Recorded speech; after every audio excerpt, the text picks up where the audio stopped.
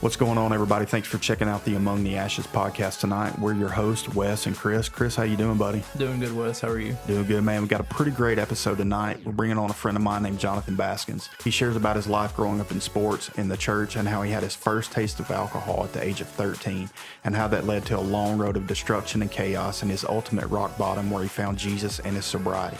He shares how every day he works to maintain his sobriety and his sanity by loving people the way he always wanted to be loved, and how he tries to meet them right where they are in their life. He shares how God opened a door for him to be a part of a church plant in a bar of all places, and they call it the garbage can. He says it's a place where you can come as you are and leave all your trash behind. So get ready for a heart-wrenching journey of destruction and beauty with Jonathan Baskins. Well, I believe everything is working out. Yeah. Everything is working out. The kingdom's coming. Right. New creation is coming. Right. We can't make it come any faster. Right. We can't force it. We can't run it off. No, but we can sure help fill it up. Yeah. You know, we can sure help fill it up. And I think that somewhere along the way, even though we say that, we've lost sight of that. Yeah. It becomes about our programs. You know, is our music good? For me, it became about I'd get in the car and, you know, there'd be an altar full of kids and I'd get in the car and ask Candace, was that all right? It just didn't feel right. Well, there's an altar full of kids giving their life to Christ. What was not right about it? You know what I'm saying? Like, I was so worried about the way it sounded and the way it looked, and that I was not concerned with who gave their life to Jesus that night. You know what I mean? And thankfully, Chris is product of that. There's kids who came through that are still living that way. You know, the young man I talked about with the hat. As far as I know, I talked to him on Facebook. I don't know, it's been a year or two now, but he was still going to church. You know what I mean? That was a defining moment for him. What I could have done was shunned him, you know, and run him off and let the whole hat situation explode and him never been back, you know. But instead, I chose to meet him where he was. And thank God I did and got that part right, because I'm telling how many more I screwed up along the way, you know. But yeah, anyway, so I can go on and on about that. So I know at some point in time in your life, well, let's back up. So you get divorced. Oh yeah, that's going way back. I was in my mid-20s at that point. So take us from there. How'd your life roll from there? Well, I think at that time I wasn't divorced yet, but I was working at the dealership. It wasn't long after that I got divorced. But I don't even remember what did me in at the dealership, but I know I did a lot of crazy stuff there. So I know a story about a guy who may or may not have allegedly taken a car one time and was gone for 3 or 4 days and shows back up with the car. Well, there may have been more than one incident. I don't know. I don't want to incriminate myself. Right. That's why I said allegedly. Some young man, allegedly, not you. Yeah. I'm trying to think. I know I was given a car a couple of times. Mm-hmm. And obviously I didn't do the right thing with them, but I did take a couple. Yeah. And yeah, one I was fortunate to make it back in. Yeah. That was, so I think I ripped the transmission out of it. Nice. And I had just enough juice to get to Jasper from Dora. Wow. But yeah, that one, yeah, that I don't remember anything else after that. So that's just kind of I think I probably may have just quit at that point. Yeah, just moved on. It's like it's time to just move on before anything happens. So when you left the car business, where'd you go? Man, that's blurry. I think I went to work at Jim and Nick's for a little while. And then, oh my God, I wasn't doing any better. I was drinking at work and somehow was able to keep the job for a while. Yeah. And I met the Walker County jail administrator started coming in, and he started asking for me. This was crazy. He's like, I really like you, man. And he found out that somebody was bringing me to work, and he gave me a BMW to drive. And I drove the hell out of that thing. One day he called me. He was also wanting me to meet his daughter, who was going to school at Auburn and all this other stuff. And I was like, what is wrong with this You're guy? trying to recruit a son-in-law? Yeah, it's like, why me? Yeah. I mean, he's giving me a car. He wants me to date his daughter. I'm like, holy cow! I don't think you know what you're doing, but Right. Well, let's see where it goes. Yeah. But yeah, he called me one day. He's like, man, I wanted to drive that car. I hadn't driven it in a while. Will you drive it up here? I drove it to Jasper, and he took it from me. He said, I'm gonna take you back home. Yeah. Yeah. But I think the straw that broke the camel back on that one was I was drinking one night, and I got hungry, and I thought, well, Taco Bell will be open. It's like 1 a.m. I drove up there, passed out in the parking lot. And so I get a knock on the window, and it's Door Police. This is after I'd almost destroyed the car. Yeah. And he runs the tag, and he's like, this belongs to... Yeah, it's not registered to you. Do you want me to tell him, or do you want to tell him? I said, oh, I'll tell him. Yeah, I got this. I got this handled. Yeah, I'll tell him. And he's like, okay. I'm pretty sure that he told him because I didn't. Yeah. But, I spent the night in jail that night, and it was like the next day or two where he called me wanting to drive the car. I knew what was up, but I played it. Yeah. Yeah, that's crazy. So I know you ended up. Did you end up homeless at some point? Yeah, I've been on the street. Of course, it depends on how you look at homelessness. I didn't have a home for a while. I would just crash wherever I could find a place to crash. That happened several times. I know there was a young man murdered. A friend of mine is his whole family have been involved in the police department at Birmingham, and there was a young man murdered in the park. Yeah, kid. Yeah. And they ended up getting the guy who murdered him, and a friend of mine's brother, who is a friend of mine, was ended up shot in the process. You want to talk about that? About your relationship with that guy? Well, yeah, kid was a young black man in his mid-30s. He was always getting in trouble for weed, mostly. He would get locked up for weed all the time, but then after so many times, they would hold him longer, Yeah. But I was living in Southside. I had been through a program at the Fellowship House, and that's where I met Jeff Young and his wife, Melanie, and a couple of other people from the church. And that first time I met them, I knew, like, I've got to get connected. I got to get connected here, because this guy's teaching is incredible. Yeah. And so through getting connected with church at Birmingham, I met, and then hanging out on Southside. I used to hang out.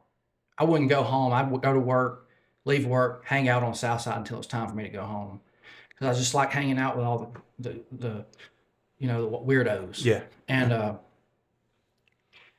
and I met made friends doing that.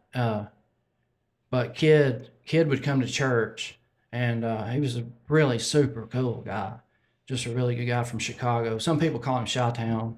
I don't even remember his real name, but me and him got pretty close, and we would hang out a whole lot.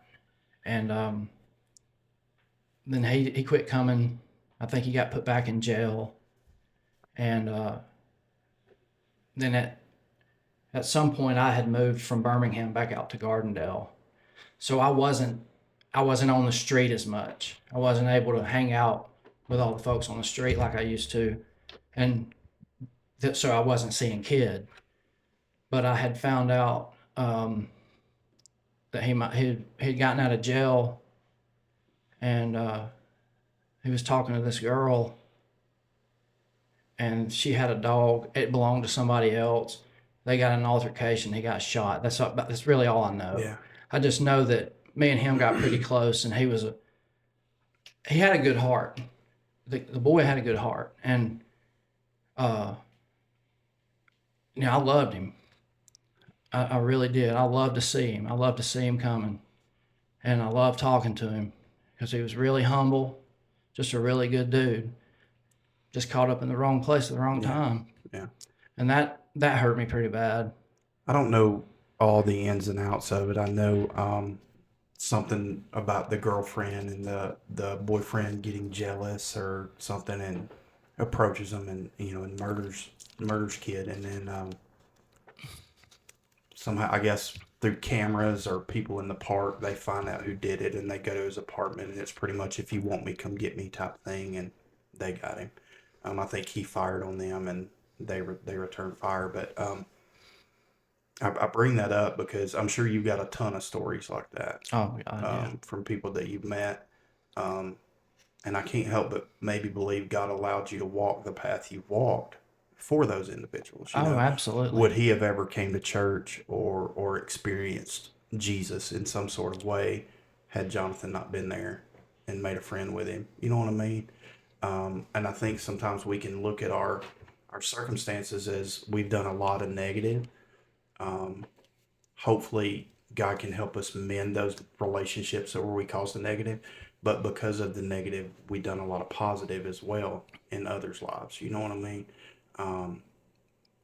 Well, I look at my life, and I look back and knowing all the things I've done that have hurt other individuals.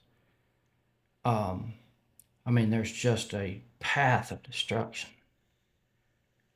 And the only thing I can do to make that right, I know I'm forgiven for it, but the only thing I can do to make that right is not hurt anybody else. Yeah. So that's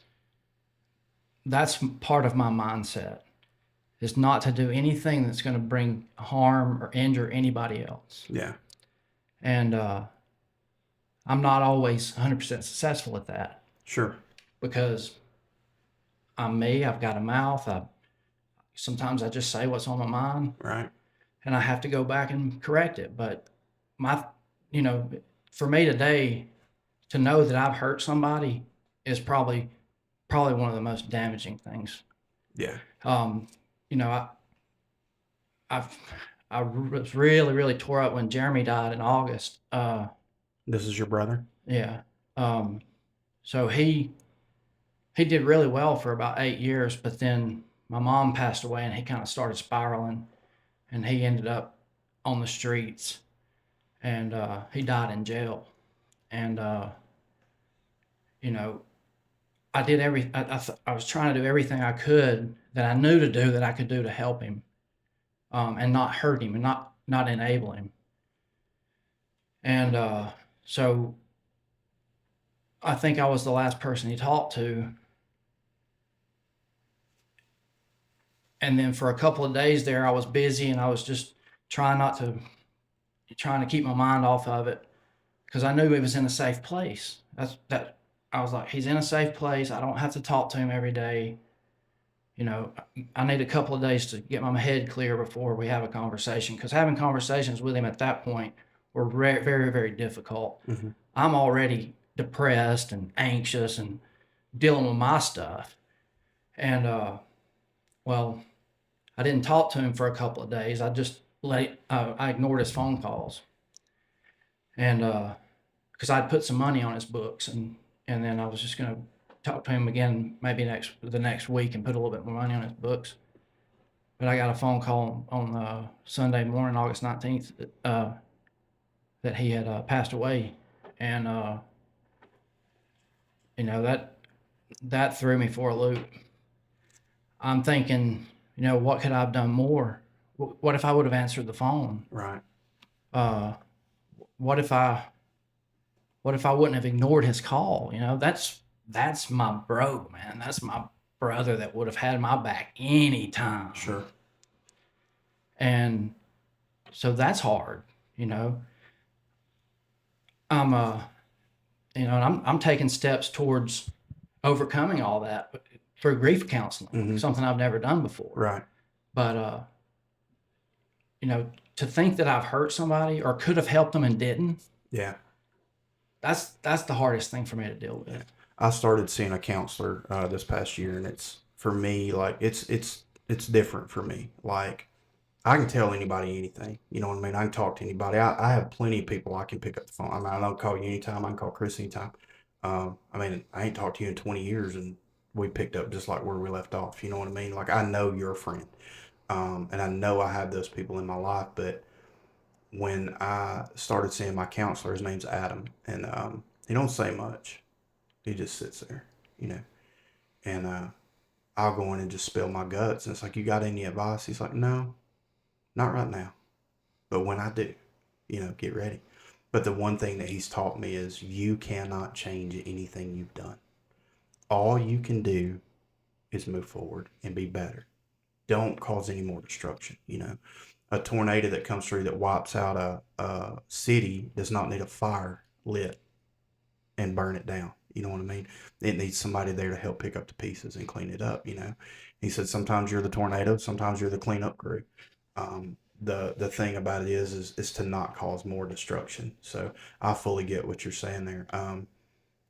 You know, I don't know how people feel about therapy. My thought was I'll take it to Jesus and God will fix it. Yeah. And I'm not saying he won't, you know what I mean? But there's been a lot of, like I said, Adam, not saying a lot, but there's been a lot that I've said to him that I have just internalized and kept inside so much and just stuffed down that I didn't even realize was affecting me, you know. So I'm a big advocate for having at least somebody. I mean, you got to pay somebody, but somebody you know that you can talk to that's just willing to listen to you.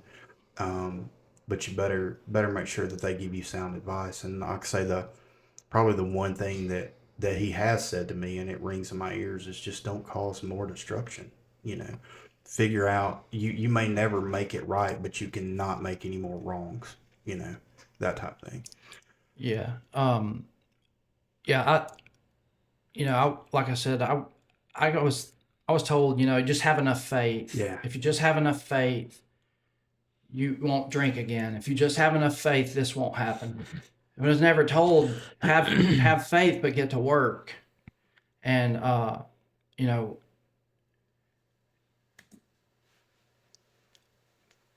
if you're gonna move a mountain, you bring a shovel. Yeah. That type of thing. So I had to learn that faith. Yeah, have faith, but you got to put some work behind it. Yeah. So I was reading, and I keep cutting you off. I was reading about blind Bartimaeus the other night, and why God took me there, I don't know. You know, I just opened my Bible, and it's in Mark. I can't remember what chapter, but my Bible has a commentary. It's by Jensen Franklin. Y'all know who Jensen Franklin is? Yeah. So I love him. Just puts it out there plain. You know what I mean? And that's what I need. You know.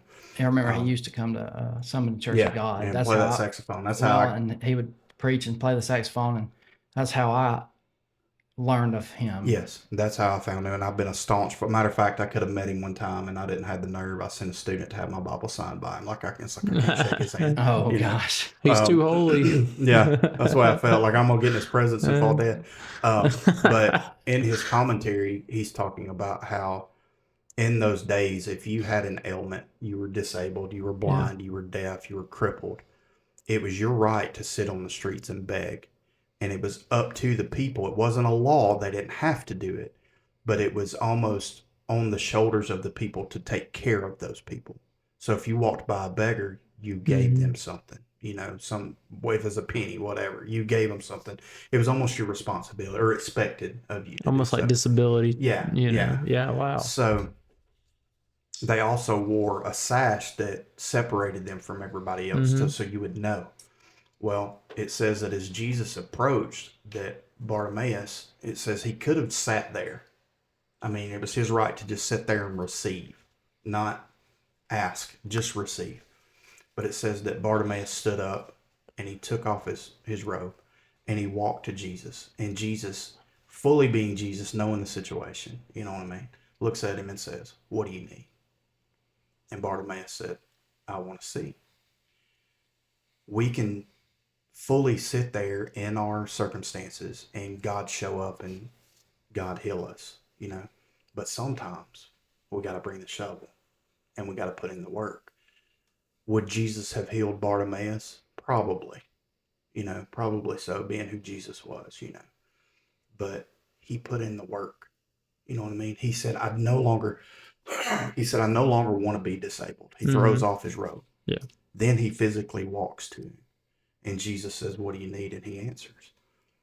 You know, and that's the picture of faith. Yeah. You know what I mean? How do I get more faith? I don't know how to tell you Don't that take other a than day put off. in the work.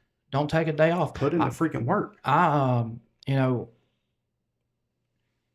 I've got faith that I can stay sober, but I know that I've got to put in the work every single day. Yeah. I've got to do something to stay sober. Absolutely. I can't just stay sober because I believe it. Yeah. And that's where I've been in praying, you know, God, why are you not answering my prayers? Like, if you would just fix this and this, everything else would work out. And he said, well, you're not putting in the work. You're not putting forth. All you're doing is talking to me. You're not putting in the faith or putting in the work that requires the faith to be activated, you know. And that is what faith is. It's doing it even if you're not seeing a result. Yeah, I've tried staying sober without working. Yeah. Yeah. It doesn't work. It's not happening. It's not happening. No, that's not going to happen. And, you know, so I know that every day there's certain things I have to do. Sure. Even if it's just repetitive, you know, repetitive things. Yeah. To get me in that mindset. Well, I get up every day before I leave. I look in the mirror. You're good enough. You're worth it. You can do this today.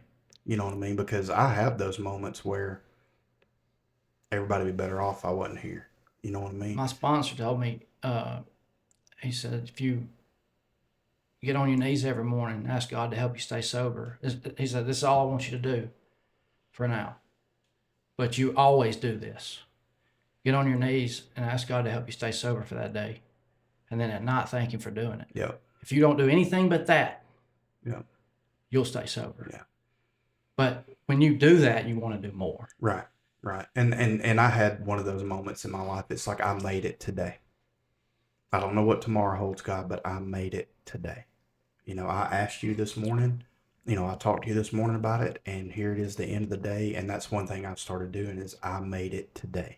You know, in spite of what my mind tells me tomorrow or my struggles or my anxiety, whatever comes my way, that's tomorrow. I made it today. But if I did it today, then I can fully do it with your help tomorrow, you know. But if I don't put in that work, I'm going to sit there and my mind's going to get the better of me, you know. And thank God I've never, I guess I'm too much of a sissy to end it, you know what I mean? There's enough fear in me of what happens after this life to not be here, and there's enough in me to realize of how selfish that is to my wife, my kids, my mom, my sister, my friends.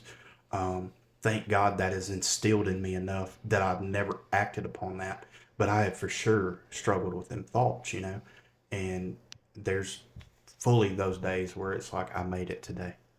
If I did it today, I can do it tomorrow with your help. I'm gonna push, you know. Yeah, so that reminds me of Stephanie posted something on the garbage can. That's the church we've launched. She posted something and it reminded me that I was like, you know, hope some days hope is all you need. Some days hope is all I have. Yeah. Some days that's all I have. Yeah. I mean, yeah, I'm a believer. I seek out Christ, but some days are just damn hard. Yeah. And so. Well, then you add the guilt of looking at your life and realizing how blessed you are. Yeah. Then you start feeling guilty for even feeling that way. I mean, Satan's tricky. Oh yeah. It's not that he's powerful. He's got a slick tongue. You know, he's good at convincing. I mean, convince a third of the angels to fall from heaven.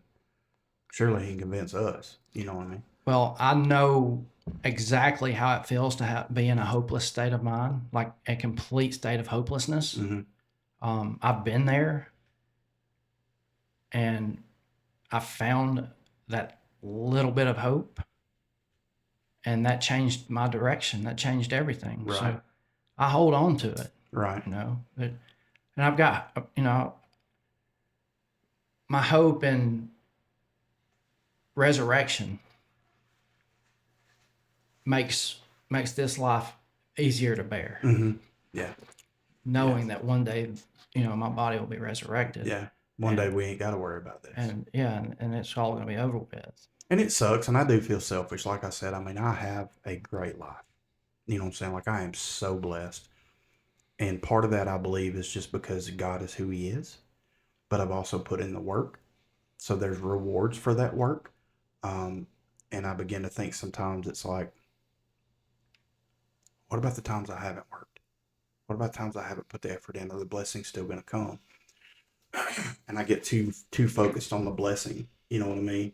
And not focused on just being who God called me to be and knowing that I'm going to fall short and he's going to bless me anyway. Or I'm going to hit the nail on the head and he's going to bless me the same. You know what I mean? It's just, we got to realize who he is and realize that we're fallible creatures. But been made perfect through him. And that's the way he sees us in spite of our faults and flaws. Not an excuse to live sinfully, not an excuse to, I'm going to continue to be a murderer or whatever. I'm going to go be a serial killer and expect God to bless me and be in heaven. That doesn't work that way. But I can have problems and God's still work in my life and be in my life. You know what I mean? So that's the beauty of it. So you're remarried now. Yes. Now I was married and divorced twice. Okay. But yes, I'm remarried now. I met Mallory back in, I think it was 2011. Man, she's just been, gosh, man, she's been Jesus in my life for real. I mean, I think that woman's got healing powers. Yeah. She doesn't know it. Yeah. Well, I've never met her. I mean, I've read her posts. She clearly looks like she's 30 years younger than you. Yeah. And I don't know if that's just, the fact that you're like Chris and I and married up. Oh, yeah, I definitely. mean, we're incredibly good looking. You know, I mean, we are three studs in this room. But I read her posts and stuff, and she's very encouraging, towards you and seems very supportive. Yeah, she doesn't have much of a social media presence. Or maybe it's things I've seen her just post on Maybe your on page or Instagram. Instagram. Maybe Something, Instagram. Yeah, she's not a big Facebook person.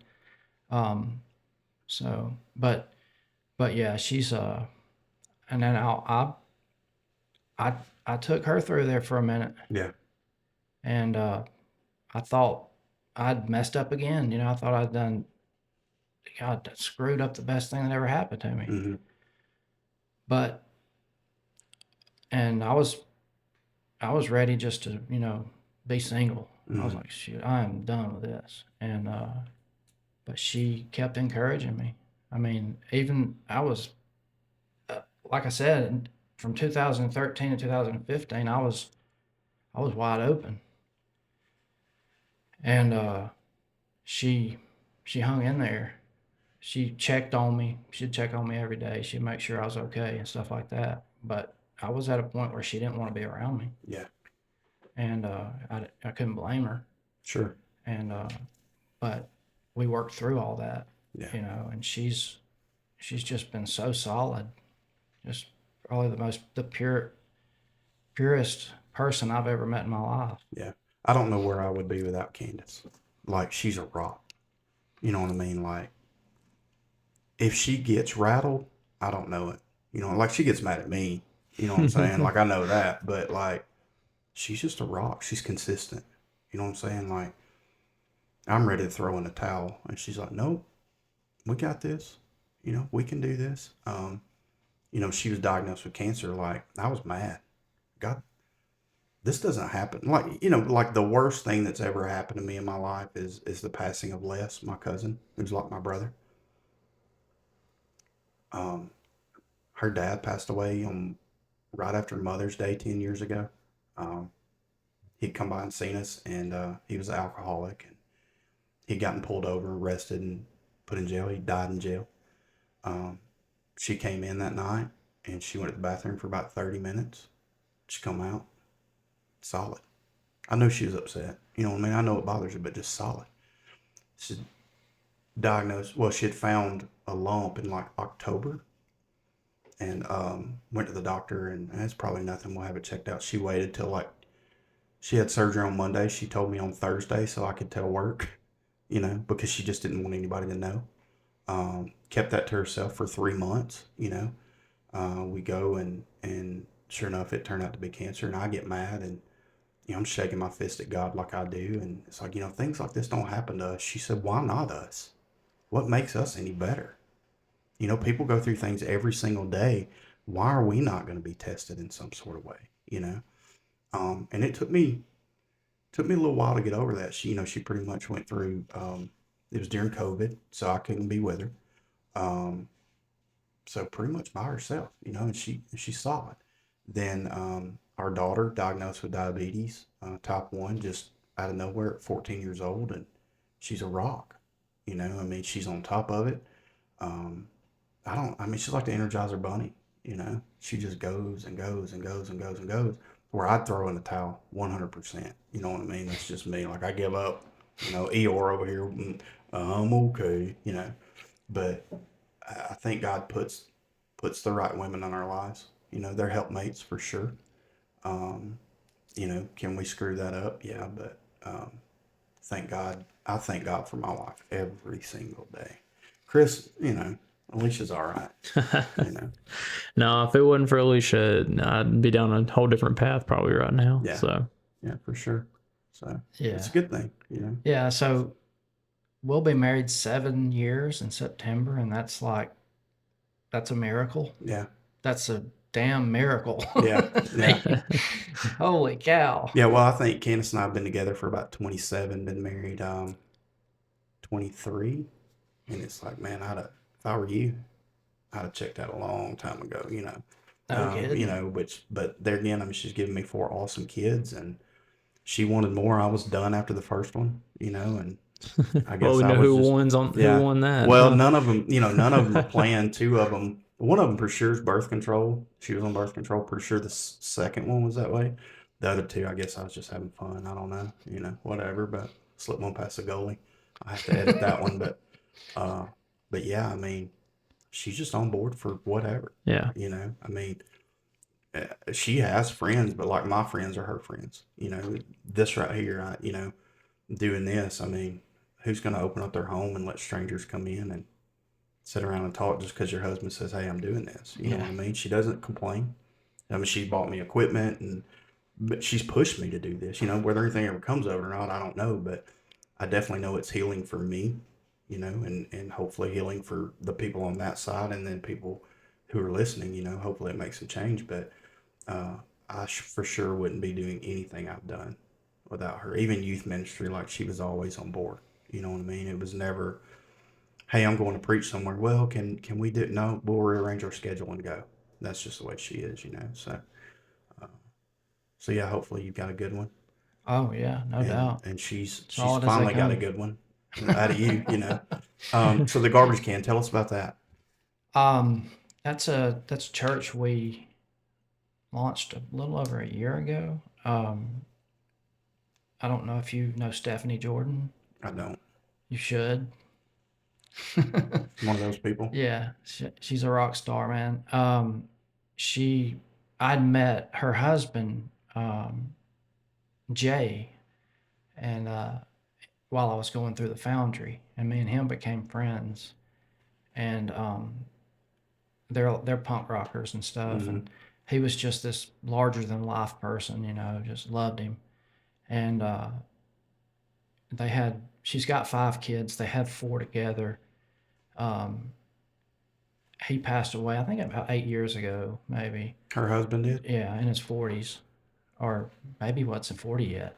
I think he was my age, so 8 years ago would have been late 30s. Whatever the case, she's left with 5 kids, no husband, nobody to help her. And so she's made a journey through widowhood, and she's written a couple of books, and she's writing more books about it. But she reached out to me and asked me if I wanted to help her, launch a church. I said, you know what, I admire her, and so I'll help. I'll do what I can. I'm not this, powerful evangelist or preacher or anything Sure. like that, but I, you know, I can love people and I can support you, Hmm. and we can see where it goes. And so we launched it. Started meeting at her house for a while, and one of her friends that owns a bar in Lakeview, Nana Funk's, Hmm. um, he he offered to let us use the building for to meet. Yeah. And so we've been meeting there. We've probably been meeting there almost a year. Um, it's you know we it's different. Um, we try to honor God. We try to learn about who God is, why He does what He does, and all that. Um, but we kind of uh, we kind of appeal to the biker crowd, the outcast crowd, Sure. the um, weirdos and whatever, Sure. like Yeah. uh, so Come as you are, people. yeah, it's definitely, we want to love them into truth, Hmm. whoever, you know, Yeah. and Stephanie does most of the teaching. Uh, we still need a pastor. We still need a music team. I say we need that. But people are coming. I mean, if it ain't broke, don't fix it. Yeah. You know what I mean? And and I know she's she's eager to see it take off. She's is something that God showed her about 6 or 7 years ago, and so that's been on her heart for all these years. Yeah. And uh, but we're not rapidly growing or anything, but we're in a time we're we're in a season and a time that we need to be in. Yeah. I believe. I'm more laid back and patient. Hey, let's let this organically go. And she's all about organic flow and stuff like that too. Um, but we're learning to be patient and be still. Well, if you're putting your hand to the plow, you're planting the seed, you're watering, sometimes you'll reap the harvest, sometimes somebody else will, but the main thing is that you're being consistent with what God's laid on your heart to do, and growth will come when it needs to come. That's the thing I've learned is I can't make God do anything. You know what I mean? But I can do what he tells me to do. And it's just like this podcast. If one person listens to it and they're changed, then that's enough. Yeah. You know what I mean? Well, I want more, but people talk about hearing from the Holy Spirit, and I believe that I hear from the Holy Spirit, but I think some of the things that have rang the loudest that I've heard from the Holy Spirit is show up, shut up, and love somebody. there you go. There you go. And man. so that's kind of what I do. I just try to show up.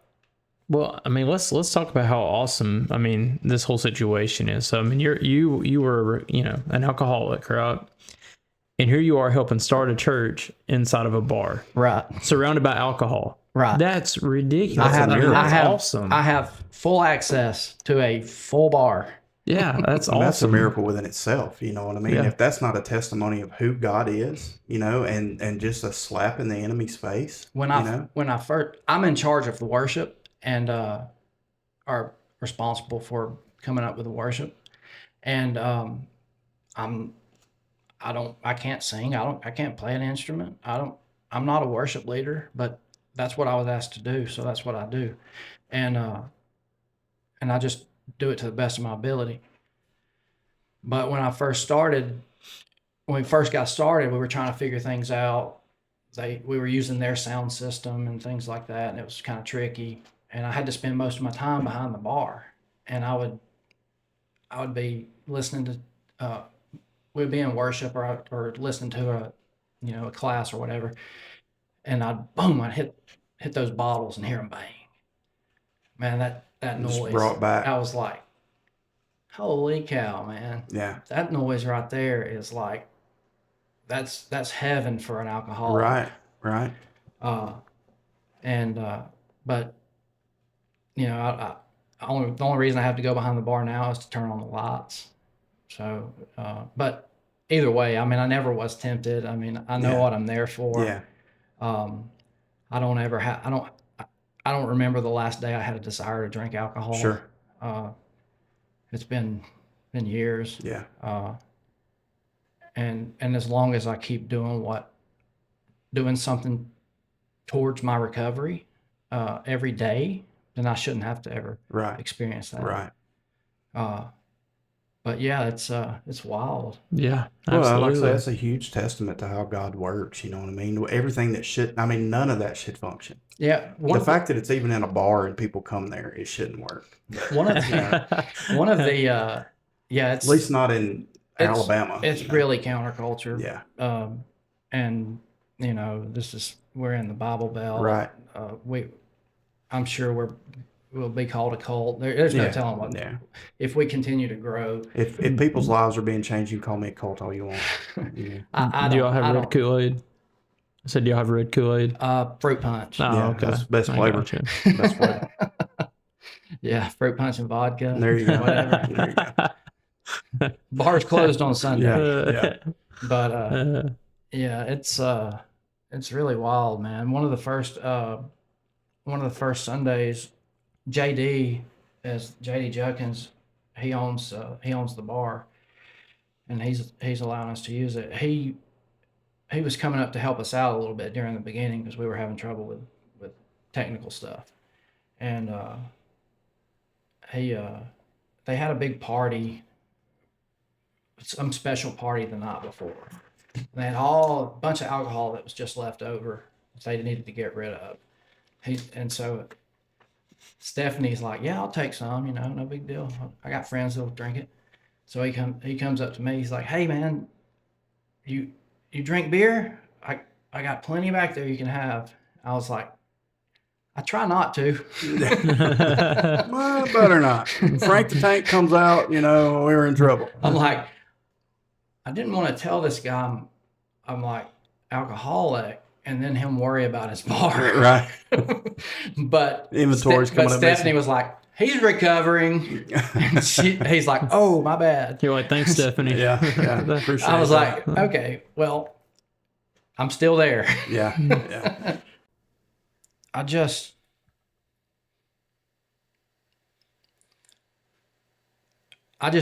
want, you know, I want people to know that there's lots of ways to Jesus. Yeah. And we all encounter Jesus every day. Yeah. And some people may not agree with that. They may not believe that. That's fine. But we're from the seed of David, from the seed of Abraham and David. And so is Jesus. Right. And I do believe that, you know, even in the very, very worst of people, there's some good. Sure. And in the very, very best of people, there's some bad. And I think it's important for us to look for the good. If we're looking for Jesus, that's probably what we're going to see. Right. That's helped me. Like I said, I asked God to show me throughout my life where another person was Jesus to me. Mm-hmm. And I constantly think of people. Yeah. And again, I asked him, you know, just let me see you in everybody today. Every person I meet, let me see you. Some people say Jesus is not in everybody. Maybe not. I'm not going to argue that, but I'm looking for him. Yeah. You know, Yeah. That's what I want to see. I want the chance. Because if I can connect with Jesus in you, we can grow. Yeah. 100%. We can grow together. 100%. I agree with that. And, you know, that's just kind of the way I have to approach life. And I also look at, you know, all the things that I've done. It's hard. It's really, really hard for me to look down on anybody or condemn anybody for anything. Yeah. For making choices, the same choices I made. Yeah. Or maybe they're just doing it different. Right. Their sin may be a little bit different, but their sin's no greater than mine. Right. The way they're living is no worse than what I was living. Right. And I think that's what more people need to see. There's a saying of, for men, know when to be violent, be capable of violence. Oh yeah. But know when to be violent and when not to be violent. And it's the same thing, I think, with our walk of you may be fully capable of committing sin, but you know how to restrain, you know how to hold back, so we've got to find that balance of living life every single day in a carnal world,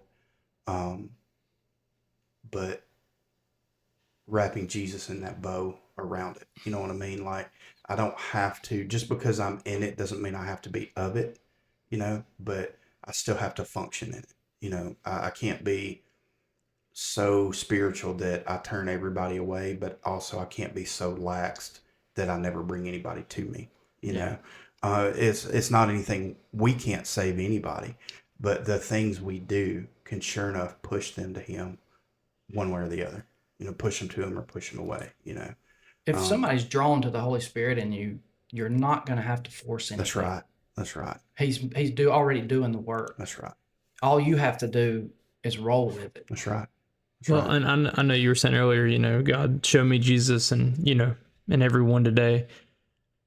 I don't necessarily believe that. I mean, like, God can use anybody at any time, even if they're not saved. Mm-hmm. I mean, so yes, I absolutely believe you can see Jesus even through the sinners, the people that aren't saved. I mean, I don't think that matters, Well, I mean, the key there, the key in seeing that is Barabbas. Yeah.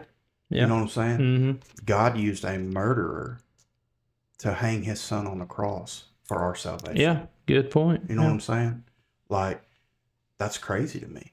Mm-hmm. Like, God, was there not any other way to do what about that? this guy that was, stole bread yesterday, but no, it was a murder. Could you not have had a better way, number one? Instead of him being brutally beaten and hung on a cross for our sins, is there not a better way than that? And if there wasn't, could you not have used somebody better than Barabbas? Yeah. You know what I'm saying? For him to at least let him be some sort of wealthy dignitary that he's taken the place of, not some scumbag. Yeah, but that just shows how much the people hated Christ at that time. Yeah. I mean, that they would rather have a murderer loose than Christ. Yeah. I mean, But that's the beauty in finding Jesus anywhere. If you look for him, he's there. I'm looking for him in professing atheists. Yeah, 100%. Because you can find him there. Yeah, 100%. I mean, I've experienced it. Well, I've told people with this podcast, it's like, what's it about? I don't know. If you worship the devil, come on, let's talk about it. I'm not going to change, or you're not going to change me. Right. But I might change you, but I'm willing to talk about it, Not that I want anybody, following that way, you know what I mean? But I'm open to hear why. Well, what's so good about that? I believe you also got to be learning, like, maybe they do worship the devil, but again, there's some good in that person. Yeah, somewhere. They can teach you something. Yeah. My sponsor told me early on that, hey, you can learn as much from somebody doing it the wrong way as you can somebody doing it the right way. So everybody's valuable. Yeah. Everybody can teach you. Yeah. And that's true. Yeah. That we see that at work every day. Yep, 100%. It's what you're willing to look for and what you're willing to take from it, that helps you grow. What are you willing to gain from it? If you go into it's not a chance encounter that you meet somebody. No, everything happens. Yeah, it's designed. It's designed, and it's designed for our good. Yeah, yeah. It's all a matter of how you make it, what you make of it. I agree with that 100%. So yeah, good. Anything else? I don't know, but you got me wanting to tell my testimony one day. It's pretty good. It's just backwards. I'm just waiting on you to jump in here. Mine's just backwards. Well, I just listen. Yeah. It's like playing ping pong or something. Yeah. I usually don't talk much. I used to be a big talker, but doing something like this is just really way outside of my comfort It's zone. different. And I talk a lot less than I used to anyway. Well, that's like one I thing. said, the Holy Spirit Yeah. tells me to shut up. That's one a thing lot. God's been showing me. I gave you 2 ears and 1 mouth. You don't Yeah. have to spout off all the time. You know, you don't have to be the guy that has advice for everybody. Yeah. Sometimes you just need to sit and be silent. That's what you're there. That's what I was going to say earlier too. I didn't bring this up because y'all were talking and I didn't want to interrupt. But when you're talking about therapy and having a therapist, you know, and yes, you can go to God and you can tell him everything. But sometimes it's that comfort of someone just saying, yeah, like nothing else, just or yeah. And and then that way, you know, somebody actually heard. Because I'm not going to say that like God's not hearing you, but sometimes you want an audible that physical confirmation. validation. Yes, you want that audible confirmation of, okay, it came across. Because sometimes when you're praying, you feel like it's just hitting a brick wall and it's not going anywhere. Yeah. Like nobody's listening, nothing's happening, nothing's changing. So you just want that. And honestly, if somebody gets a therapist, it would probably help them in their religious walk with God. Like they would get closer to God. Yes. Through that therapist. It's helped me tremendously in my walk That with reminds Christ. me when I got stumbled a little earlier with my words and I couldn't remember where I was going. That about faith and picking up a shovel, doing the work. You know, if I'm pursuing Christ, seeking God's kingdom, and I'm seeing a psychiatrist, and she recommends therapy, and I don't do it, you know, if she's recommending therapy, it's probably God leading me there. Right. You know, he doesn't, I don't believe, and this is my experience, that I have to see a Christian therapist. Right. I need to see somebody that knows their shit. Yeah. That's what I need to see. Yeah. Because I'm screwed up. I need help. And, you know, tell me some practical ways to get through this. Right. I need practicality. Whenever I was seeking a therapist, I wasn't seeking a Christian therapist. He just happens, he goes to Highlands, you know, he just happens to be a Christian who's a therapist. And his approach is never from the spiritual side. Now, well, I say never. He knows me and knows how I feel, and will, you know, or have you prayed about it? You know, have you whatever. And I hate that. Or have you prayed about what you're going through? You know what, bro? That's the one thing I didn't think about doing. You know, did you read your Bible?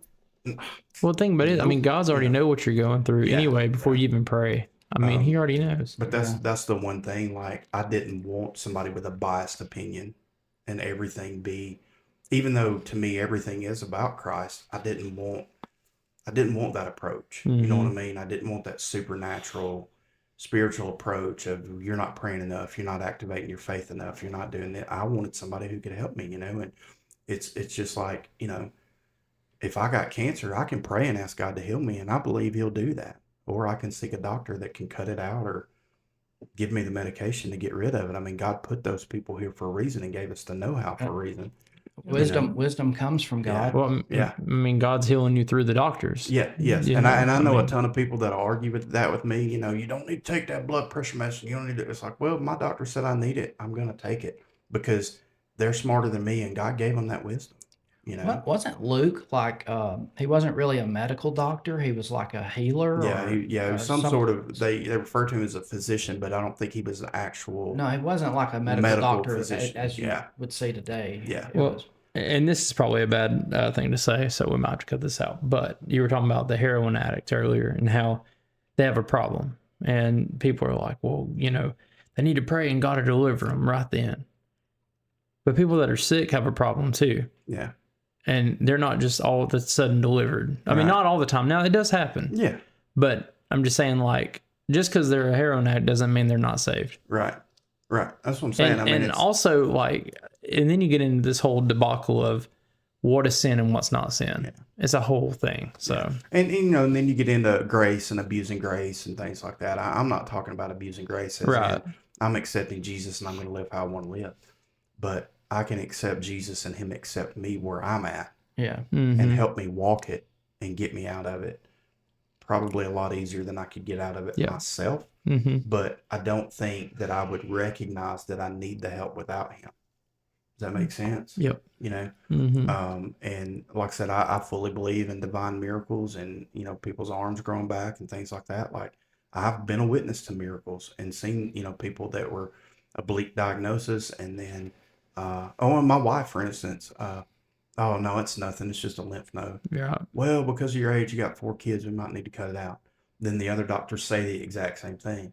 Then they test the lymph node through a needle biopsy, which is what they would have normally done, and it shows negative. But when they tested it further, it was cancer. So had we just went through the needle biopsy Right. and said it was nothing, she starts showing symptoms years later, it could be too late. Right. But instead, she was persistent. No, I want to everything I can get. I want to be tested for if there's a chance that it could be cancer. I don't care what it is. I want to be tested. And then the doctor's saying, well, yeah, we probably should do that. You know what I mean? That to me is a miracle. Mm-hmm. Now, did she go through chemo? Yep. Did she lose her hair? Yep. I mean, she went through that whole 9 yards.